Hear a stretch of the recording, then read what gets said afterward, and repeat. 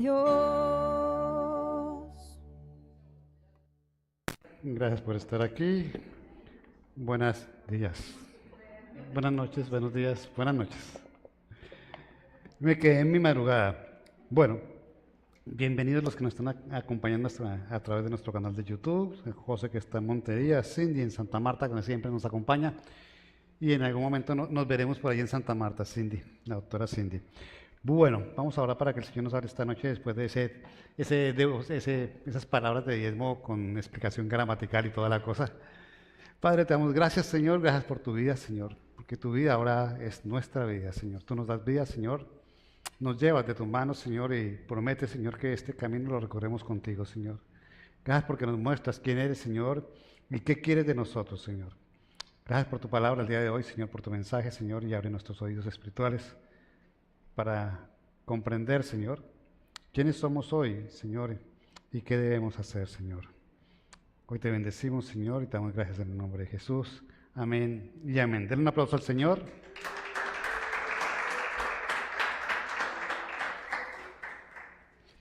Hoy la prédica la vamos a partir en dos. Veremos una parte hoy y otra parte la veremos el próximo miércoles. Así es de que para a los que les gusta llevar la secuencia, lo de hoy será la primera parte. Nunca les digo el título que yo le coloco a la prédica, pero hoy se lo voy a dar para que comprendan más o menos. Responsabilidades del cristiano frente a Cristo y frente a la iglesia. Hoy vamos a ver nuestras responsabilidades frente a Cristo. Amén. Y quiero que vayamos a Gálatas 6, versículos 1 al 5. Gálatas 6, 1 al 5. Y dice la palabra del Señor allí en Gálatas. Hermanos, si alguien es sorprendido en pecado, ustedes que son espirituales deben restaurarlo con una actitud humilde. Pero cuídese cada uno porque también puede ser tentado. Ayúdense unos a otros para llevar sus cargas y así cumplirán la ley de Cristo. Si alguien cree ser algo cuando en realidad no es nada, se engaña a sí mismo. Cada cual examine su propia conducta y si tiene algo de qué presumir, que no se compare con nadie. Cada uno cargue con su propia responsabilidad. Amén. Y podríamos predicar bastante sobre esos 5 versículos. Cada uno tiene un trasfondo muy importante para nuestra vida cristiana. Y está hablando de nuestro trato entre nosotros como hermanos, ¿cierto? Dirigidos por el Señor. Pero nos vamos a centrar en el versículo 5 el día de hoy. Dice, cada uno cargue con su propia responsabilidad. ¿Cuántos responsables hay aquí? Todos son responsables. Yo creo que ninguno me va a decir aquí, yo soy un irresponsable, ¿cierto? Todos tenemos responsabilidades en nuestra vida cotidiana y en nuestras funciones y roles que desempeñamos en nuestra familia, en el trabajo, en nuestras amistades.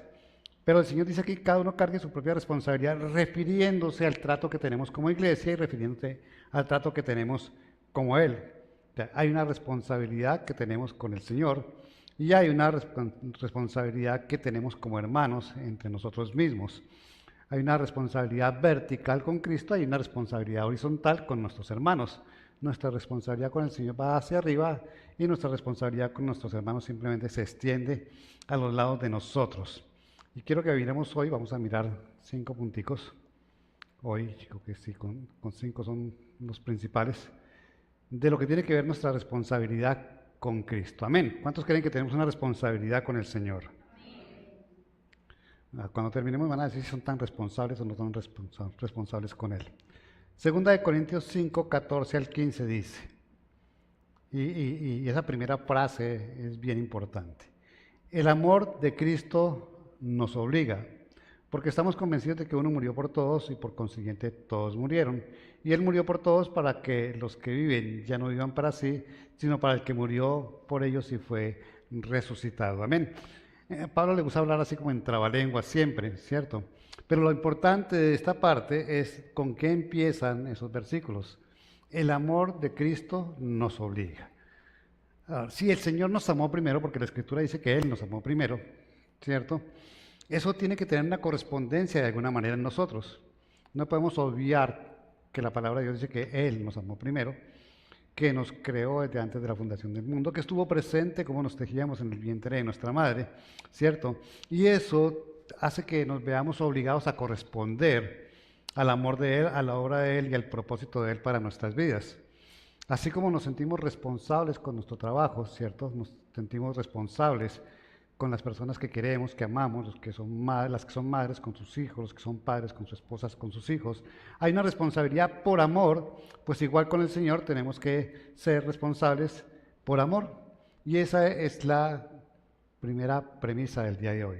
Somos responsables ante el Señor porque Él nos amó primero y como correspondencia nosotros debemos ser responsables con Él. No por miedo, ¿cierto? No por una imposición, no por una presión, sino por amor a Él. Muchos le responden al Señor por miedo. Muchos temen que si no le responden al Señor, los va a dejar de bendecir, que sería maldecirlos de alguna manera, ¿cierto? Porque tienen a un Dios que es impuesto de alguna forma, ¿cierto? O por la presión que ejerce el grupo que los rodea muchas veces. Pero nada de esto funciona cuando tenemos que hablar de ser responsables por amor con el Señor. Y vamos a mirar la primera de esas 5 que vamos a ver el día de hoy, que está en Lucas 14:26. Y dice, si alguno viene a mí y no sacrifica el amor a su padre y a su madre, a su esposa y a sus hijos, a sus hermanos y a sus hermanas, y aún a su propia vida, no puede ser mi discípulo, ¿cierto? Es decir, lo primero que el Señor nos está mostrando aquí es que Él está sobre todo. Amar a Cristo debe estar sobre el amor a nuestros padres, a nuestros hijos, a nuestras esposas, a sus esposos, ¿cierto? Hermanas o hermanos, y aún a nuestra propia vida. El mejor ejemplo de esta parte es Santiago, ¿cierto? Que puso su vida sin problema, la entregó sin problema. La palabra nos deja ese testimonio de cómo entregar la vida, esperando a que el Señor lo reciba simplemente y entendiendo que no iba a negar a su Cristo. ¿Cómo negamos a Cristo? Muchas veces con nuestras obras, con nuestra falta de responsabilidad para con Él, con nuestra falta de amor para con Él. Debo amar a Cristo sobre todo. Ese versículo está mal interpretado porque todos dicen, entonces tengo que dejar de amar a mi padre, a mi madre, a mis hermanos, a mis hermanas, etcétera. Y el Señor nunca nos pediría eso. Yo siempre había leído este versículo y cuando me pedían que lo explicara decía, el Señor te dice que los entregues, no te los va a quitar, pero que sí los entregues porque Él está primero. Porque muchas veces colocamos primero al esposo, o a la esposa, o a los hijos, al trabajo, etcétera, a las amistades, etcétera, hermanos, hermanas, como dice su escritura, la escritura aquí, y preferimos nuestra propia vida, darnos gusto en nuestra vida, que colocar al Señor de primero. Pero hoy investigué un poquitico más, ¿cierto? Y la palabra que utilizan allí para hablar de ese amor, ¿cierto? Es una palabra griega que significa, que se llama miseo, y significa simplemente amar menos, es decir, debemos amar menos a aquellas personas que nos rodean y amar más al Señor. A eso es a lo que se refiere básicamente el Señor allí cuando dice amar a Cristo sobre todo. Pero no niega que amemos a los demás, empezando porque el amor al Señor es diferente al amor que podamos sentir por los demás. Y debe haber esa diferencia estar marcada para decir que debemos entregarle esa primicia, ese primer lugar al Señor en cuanto al amor. Difícil de hacer, difícil de llevar hoy en día, ¿cierto? Yo siempre pongo la pregunta, si a ustedes les dijeran que escojan entre el Señor y sus hijos, hoy, ¿qué escogerían?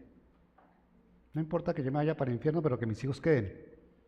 Eso sería la respuesta más fácil de hacer. O sea, si existiera una presión verdadera de esas persecuciones que hoy me enteré que hay más o menos 3.800.000 cristianos en constante persecución en este momento en el mundo, o sea, persecución de frente.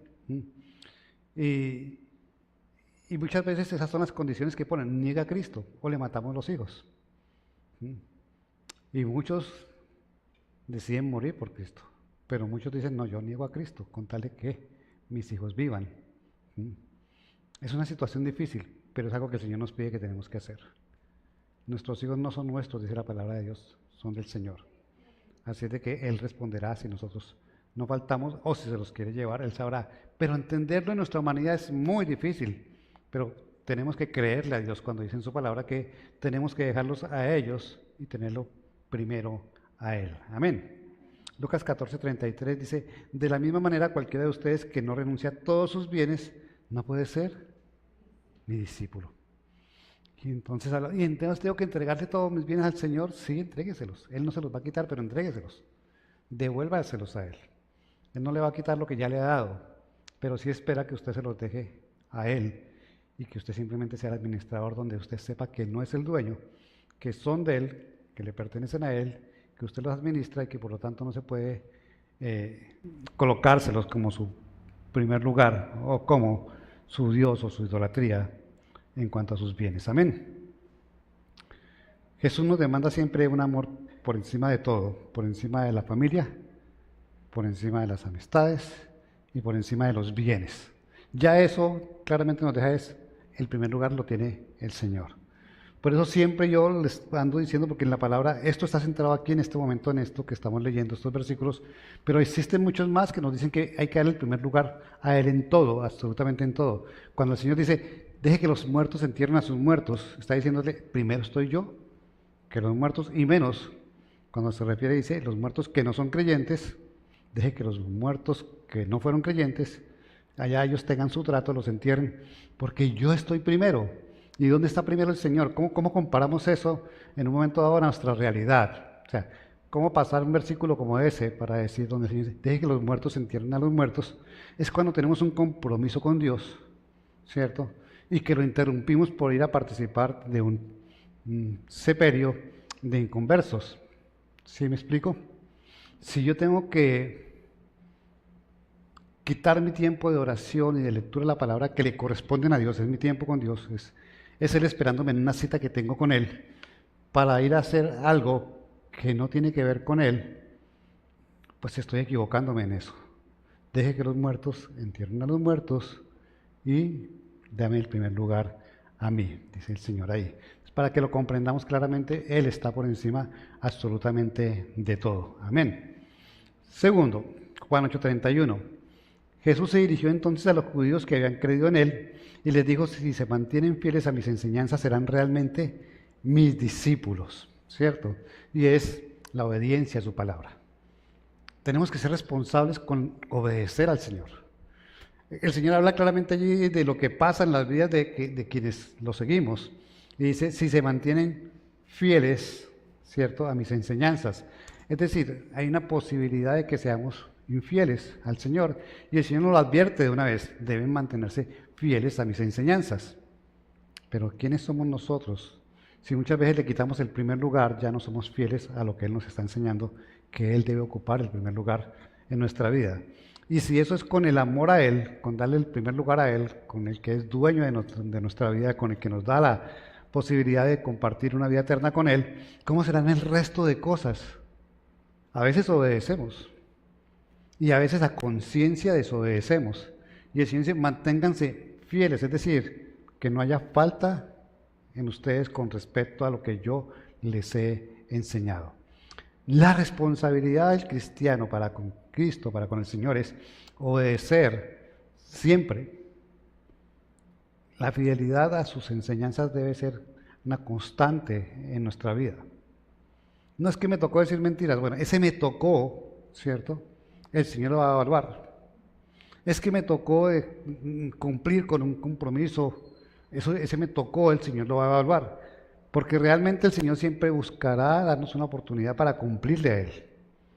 Siempre nos dará la oportunidad para que nosotros nos encontremos en una situación donde demostremos que el primer lugar lo tiene Él. Y obedecer sus enseñanzas corresponde a tener la oportunidad de saber que Él nos lleva a que podamos obedecer. El Señor no te pide nada que sea imposible y te está diciendo, debes ser responsable en cuanto a la fidelidad de lo que han sido mis enseñanzas. ¿Qué te ha enseñado el Señor? Podemos hablar de muchas cosas. Muchísimas cosas nos ha hablado el Señor y nos sigue hablando cada vez más. Y tenemos que mantenernos fieles a esa enseñanza. Es nuestra responsabilidad. Si Él tiene una responsabilidad con nosotros, que fue traernos, llamarnos, escogernos, elegirnos, seleccionarnos, plantarnos en su familia, ser sus hijos, hacer de nosotros los amigos del Señor, si tenemos esa responsabilidad, pues lo mínimo que Él espera de nosotros es que nosotros seamos responsables con toda su obra respecto a nosotros. Tercero, y vamos a hablar de alguien algo que hemos hablado muchas veces aquí, Lucas 9:23. Dirigiéndose a todos, declaró, si alguien quiere ser mi discípulo, que se niegue a sí mismo y lleve su cruz cada día y me siga. Cargar nuestra cruz es negarnos a nosotros mismos. Cuando el Señor dice, cada uno tome su cruz, es cada uno niéguese a sí mismo. ¿Cuándo? Dice claramente ahí. Dice, si alguien quiere ser mi discípulo, que se niegue a sí mismo y lleve su cruz. ¿Cuándo? Cada día. Cada día tenemos que sacrificarnos a nosotros mismos. Cada día tenemos que comprender que hay una parte de nosotros que tenemos que entregarle al Señor. Cada día. Cada día está presente la lucha en nosotros, pero el Señor es claro, esa lucha, ¿sí? Yo te doy la oportunidad de que seas victorioso en la lucha, porque cada día vas a tomar esa cruz, eso que te cuesta, ¿cierto? Y te lo vas a negar en tu vida. Pero nuestra vida cristiana no es una vida consciente. Permitimos cosas en nuestra vida. ¿Cuántos tienen pereza a veces de leer la palabra de Dios, de orar? Aquí no. Bueno, cuando les presenta a usted de otra iglesia, diga, ay, no es que me dio pereza ir a la iglesia, o me dio pereza levantarme, además yo lo he escuchado de acá, pero no, ya ustedes han cambiado, ¿cierto? Eso es algo que tenemos que negarnos a nosotros mismos. La pereza es algo que tenemos que negarnos a nosotros mismos. Uno no dice, yo dejé de leer la palabra porque estoy cansado. Cuando ustedes le dicen al Señor eso, ¿qué creen que el Señor dice? La pereza le ganó. Sí, porque para el Señor nunca podemos estar cansados para hablar con Él. ¿Qué tal que estuviéramos cansados cuando estemos cansados no querramos hablar con nadie? ¿Y cuántos viven cansados aquí todo el tiempo? Entran a trabajar a las 8 y a las 8:30 están cansados. Entonces no hablarán con nadie. Qué día tan pesado. Y con estos calores, ¿sí? Que ya están pesados. Pero tenemos que negarnos a nosotros mismos. Esa mentirita blanca que se sale todos los días, que le damos excusa que no pasa nada si decimos una mentira, que a quién le hace daño una mentira. Pues nada, solamente nos confirma que somos hijos del padre de la mentira que se llama Satanás.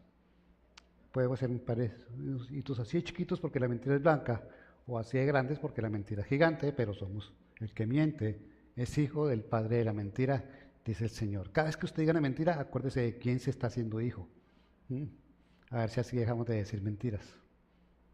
Y mentirnos a nosotros mismos, porque a veces nos mentimos a nosotros mismos. Amén. Negarnos a nosotros en todo lo que pasa, en todo lo que sentimos, en todo lo que pensamos, en las ganas de ahorcar al que es nuestro enemigo, porque el Señor dice que no lo ahorquemos, que lo amemos, ¿cierto? No querramos acariciarle el cuello con fuerza, sino que tenemos que amarlo realmente. Tenemos que cambiar, cargar, saber que hay cosas de nosotros que tenemos que entregar, la envidia, el orgullo, los celos, las ganas de pelear, las ganas de cuando decimos es que, hoy lo escuché y es algo que yo siempre le recalco a la gente cuando me dicen, es que la venganza y la justicia son de Dios. Si son de Dios ni lo nombre, porque el solo nombrarlo está diciendo, Señor, haz justicia. Y si pides justicia para tu enemigo, o tu rival, o tu competencia, el Señor va a mirarte a ti también y va a aplicar justicia sobre ti. Y no hay uno solo que sea justo verdaderamente. Y entonces cuando decimos, Señor, es que, ay, menos mal que tu palabra dice que la venganza y la justicia son tuyas, que tú pagarás. Y ojalá pagues bien duro, Señor. Estamos deseando venganza y el Señor no quiere que deseemos venganza. Ese es problema, se lo dejamos a Él. Mis sentimientos, mi corazón no pueden albergar ningún tipo de cosa, de pasión que quiera hacerle mal a alguien o que el Señor se lo haga para suplir mi deseo de venganza, que es a la final lo mismo.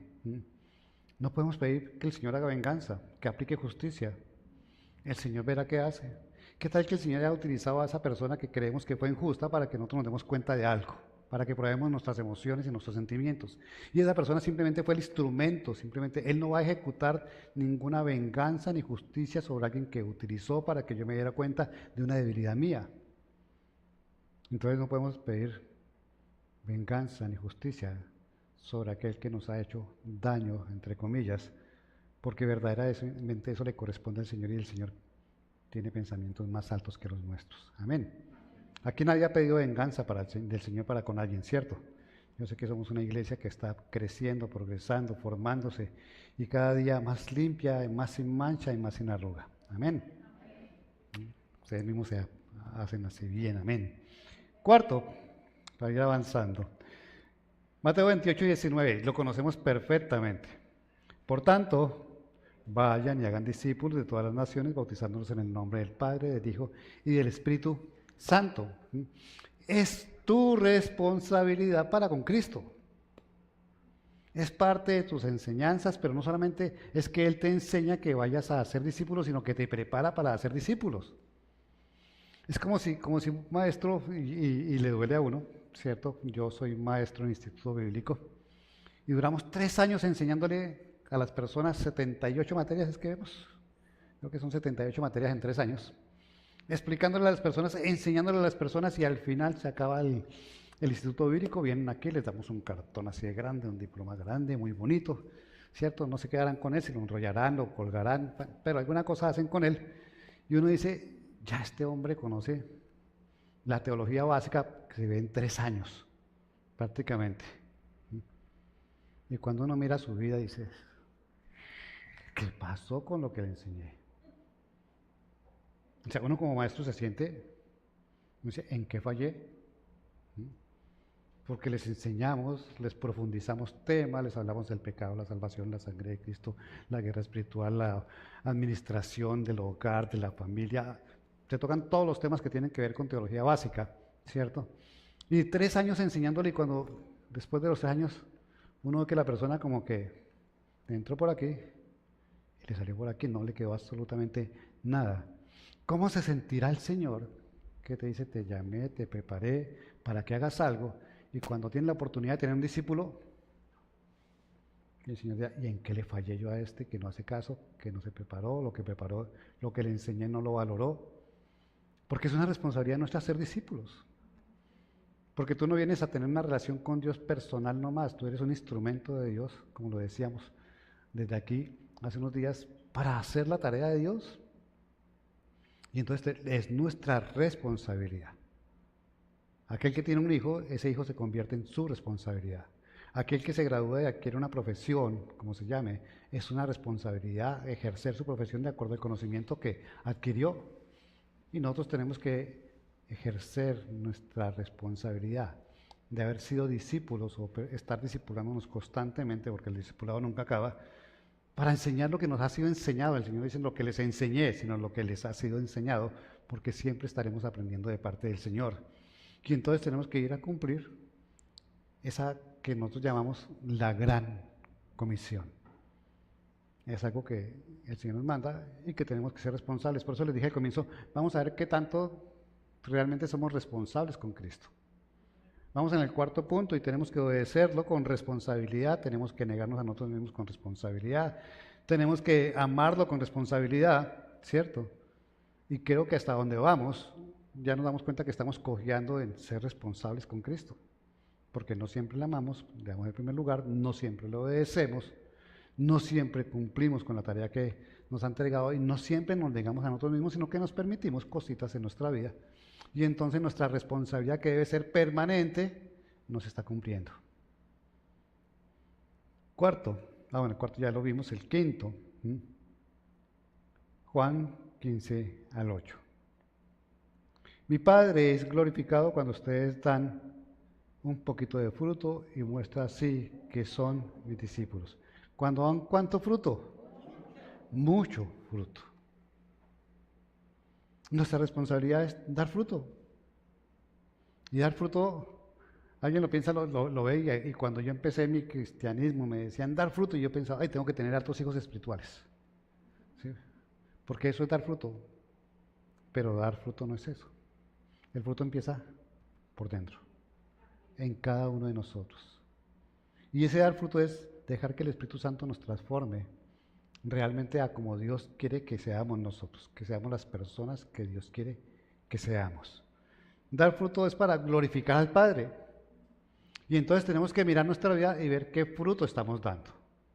Pero si ya partimos de los 4 anteriores, por eso dejé este último, ¿sí?, en donde no hemos sido responsables con esos otros 4 puntos, ¿sí?, ¿cómo decimos que damos fruto? Y menos, que tenemos que dar mucho fruto. No es simplemente dar fruto, es mucho fruto. Es cosa que te pares frente al espejo y digas, ese que estoy viendo ya no soy el que era. Que las personas que te vean digan, ¿cómo ha cambiado? ¿Cómo estás transformado? ¿Cierto? Que las personas que te miren vean a Cristo realmente en ti. Eso es dar fruto.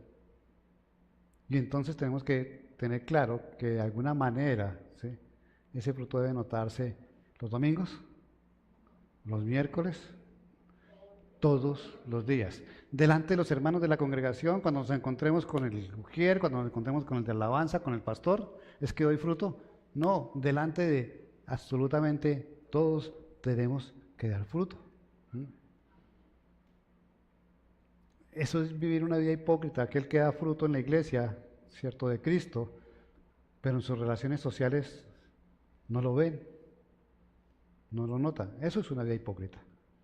Hipócrita quiere decir máscara en griego, ¿cierto? Entonces pones una máscara y uno no sabe si tiene puesta la máscara de cristiano o la máscara de la persona que no conoce a Cristo o que no lo nombra. ¿Cuál es su verdadera vida? Y yo creo que en un caso de esos la verdadera vida es la que está negando a Cristo. Porque cuando tenemos a Cristo, sabemos que tenemos que darle el primer lugar en todo y es imposible negar a Cristo en nuestra vida y en nuestros hechos. ¿Somos responsables? Ya no hubo amén. Ya no hubo amén. ¿Cierto? Los deberes implican una obligación moral y un compromiso consciente. Las responsabilidades se convierten en deberes y los deberes implican una obligación moral y un compromiso constante. Si yo veo hoy las responsabilidades que tengo que ver con el Señor, ya las acabo de nombrar 5 responsabilidades, pero esas responsabilidades tienen que trasladarse no solamente del hecho de la responsabilidad, que es un enunciado, ¿sí?, a convertirse en una obra que es el deber.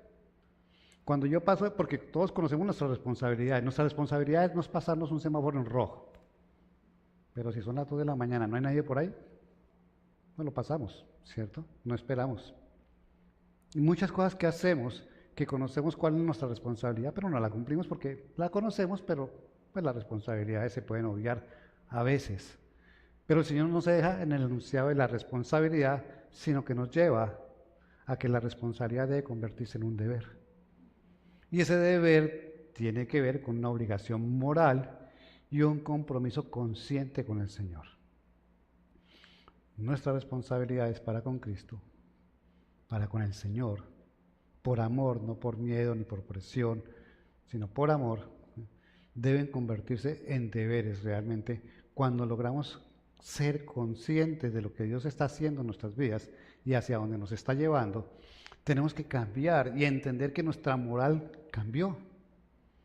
Por eso el Señor insiste, no llamen a lo bueno malo y malo a lo bueno, porque nuestra moral cambió a partir de que lo conocimos, porque por lo menos hay una responsabilidad en lo que Él nos ha enseñado para hacer que diferenciemos claramente entre el bien y el mal. El Señor no te dice, yo te voy a escoger entre el bien y el mal, la muerte y la vida, si tú no tienes conocimiento de cuál es cada una de esas cosas. Y Él te explica claramente qué es bueno y qué es malo, qué te lleva a vida y qué te lleva a muerte.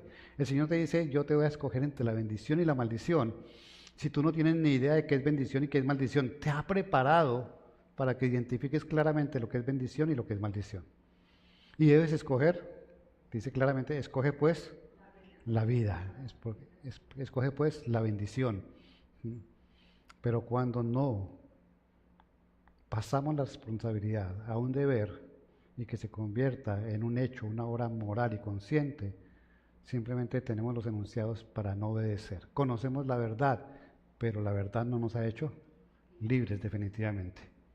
Debemos amar a Cristo, debemos obedecer a Cristo, debemos aceptar, ¿sí?, la misión que nos puso el Señor, debemos dar fruto y debemos negarnos a nosotros mismos. Cada día, al levantarnos, que estas premisas estén en nuestra responsabilidad y nuestro deber para con el Señor. Cada día tendremos que prepararnos y entregarle al Señor lo mejor de nosotros y el mayor esfuerzo para que esto se cumpla en nuestras vidas. ¿Somos imperfectos? Sí, el Señor lo sabe. Pero Él siempre mirará la intención del corazón. Cuando yo acepto que mi imperfección esté ahí y vivo conscientemente, olvidándome de la moral que el Señor me entregó para vivir de acuerdo a mi debilidad, estoy haciendo del Señor en mi vida una obra inútil. Porque Él me dice que Él me ayuda, me fortalece a pelear con mis debilidades. Él se fortalece en mi debilidad, en mi vida, para que yo no simplemente diga, es que esa es la debilidad que tengo, sino que comprenda que Dios conoce esa debilidad y me ayuda a salir de la debilidad. Por lo tanto, mi vida, como dice el apóstol Pablo, es una constante lucha con mi carne en la que puedo salir vencedor en algún momento de aquella situación que yo llamo debilidad. Aparecerán otras. Como decimos siempre, reparamos la fisura de la casa y le ponemos cementico y pegante y pintamos. Y ya por ahí no se va a entrar nada, por ahí no se va a romper, pero aparecerá otra fisura en la cual seguiremos trabajando porque esa es nuestra tarea, perfeccionarnos siempre. Los deberes provenientes de las responsabilidades para con el Señor siempre hay que cumplirlos. No hay excepción. Yo no puedo dejar de ser usado para que la obra del Señor se lleve a cabo. Mi vida está al servicio del Señor y debo cumplir con esa gran comisión. No debo dejar de dar fruto. Cada día puedo dar más y mejor fruto porque cada día me perfecciono más en parecerme al Señor. Cada día puedo obedecer más fácilmente la palabra. Yo le digo a las personas que empiezan la vida cristiana, pastor, es que es muy difícil. Para mí siempre será fácil. ¿Ser cristiano es fácil? No, que no es fácil. Ser cristiano es fácil. Lo difícil para algunos es obedecerlo. Yo pregunto, ¿cuántos cristianos hay aquí? Todos me van a decir amén. ¿Cuántos lo obedecen? Ah, las cosas son distintas. Entonces, ser cristiano es fácil. Obedecerlo para algunos es complicado porque su carne les gana. Su orgullo les gana, su voluntad les gana, ¿cierto? Pero cuando yo me desprendo de mí, para que sea Él en mí, las cosas cambian y ya empiezo a ceder. No voy a ser perfecto, pero voy a tener la intención toda la vida de cambiar para llegar a la estatura de Cristo. Amén. Las responsabilidades en sí son cosas a las que faltamos, pero en Él las responsabilidades también son deberes y a los deberes no se puede dejar de cumplir. Amén. Hoy el Señor nos ha enseñado cuál es nuestra responsabilidad para con Él. Si Él tiene todas las responsabilidades contigo porque te suple de todo lo que necesitas, te perdona de tus pecados, te da salvación, te da vida eterna, y Él responde por todo eso, tú debes responder al menos por estas 5 cosas que enumeramos el día de hoy. Debes trabajar en ellas para que por amor le entregues esas 5 responsabilidades al Señor, convertidas en deberes para ponerlas por obra en tu iglesia y en el mundo en el que vivimos. Amén. La otra semana veremos las responsabilidades entre nosotros como cristianos. Pónganse de pie, por favor.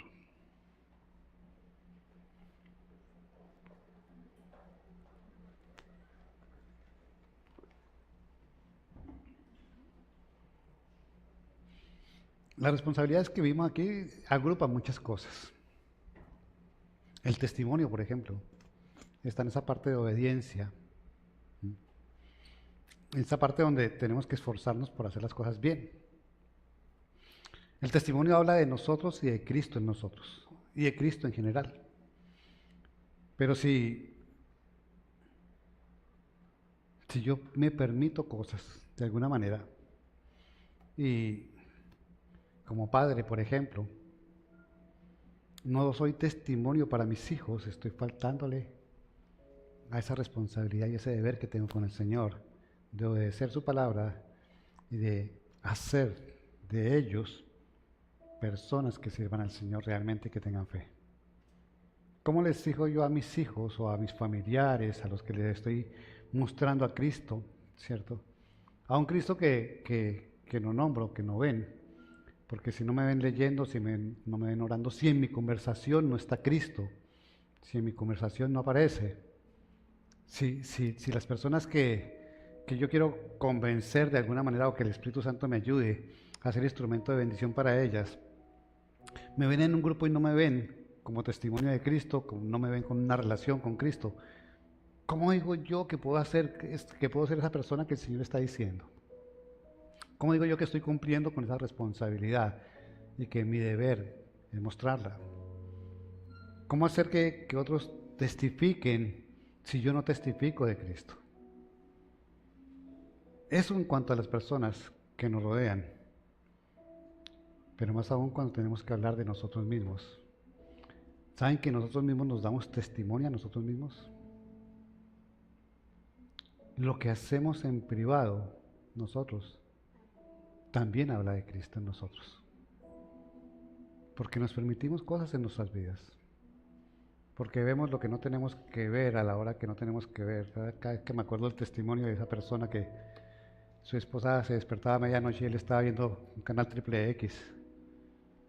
Y entonces le decía, no, es que me quedé dormido, yo no sé qué es lo que están pasando ahí. Porque ella le llamaba la atención. Y él simplemente estaba esperando que ella se durmiera para ver lo que no tenía que ver. Eso es entre uno mismo. Si en mi corazón está esa envidia, esos celos, eso es dentro de mí. Yo los conozco y aunque no se los cuente a nadie, los estoy sufriendo. Y eso no es testimonio de Cristo. Porque Él vino a hacerme libre verdaderamente de todo. En nuestras vidas de pareja, de cosas igual. Si nos permitimos cosas que el Señor no dice. El Señor dice que no se oculte el sol enojados. ¿Y cuántos le hemos dado la vuelta a la espalda a la esposa y ya? O a la esposa al esposo. Y pasó la noche. Eso no es testimonio de Cristo. A los jóvenes que fornican. El Señor habla claramente, ¿sí? Y todo tiene un porqué y un propósito en Cristo. Y entonces, nuestra responsabilidad para con Él, de orar, de mostrarlo, de ser testigos, de enseñar lo que nos ha enseñado, de hacer vivible para nosotros mismos, para los demás, lo que hemos recibido, se pierde. Y es cuando Él mira y dice, ¿y dónde está todo lo que ella dice? ¿Dónde está la obra que plasmé en cada uno de ellos? La huella mía que puse en su espíritu. El espíritu nuevo que les entregué y el corazón nuevo que les quité y les puse ahora. Cierra tus ojos. Padre, te damos gracias, Señor. Gracias, Señor, por la vida, Señor. Gracias por la enseñanza, Señor. Gracias por discernir, Señor, y mostrarnos, Señor, que vivimos tranquilos y cómodos, Señor. Diciendo que somos responsables, Señor. Pero si no empezamos nuestra responsabilidad contigo, Señor, no somos responsables realmente en nada, Señor. El primero eres tú, Señor, y nuestra responsabilidad va dirigida a ti, Señor. Ayúdanos, Señor, a cumplir con tu palabra como acabamos de ver, Señor.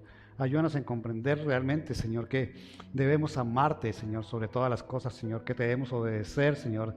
En todo debemos ser fieles a tu palabra, Señor. Servirte, Señor, con la gran comisión que nos has dado, por lo menos en ese caso, Señor. Cumplir con esa misión que nos asignaste, Señor. Dar frutos, Señor, en nosotros mismos, Señor. Y permitirnos, Señor, a nosotros, Señor, que seamos capaces, Señor, de renunciar a aquellos, Señor, que tenemos que renunciar cada día, Señor. Ayúdanos con esta parte, Señor, con estos 5 puntos hoy a todos aquí, Señor, en esta iglesia, Señor.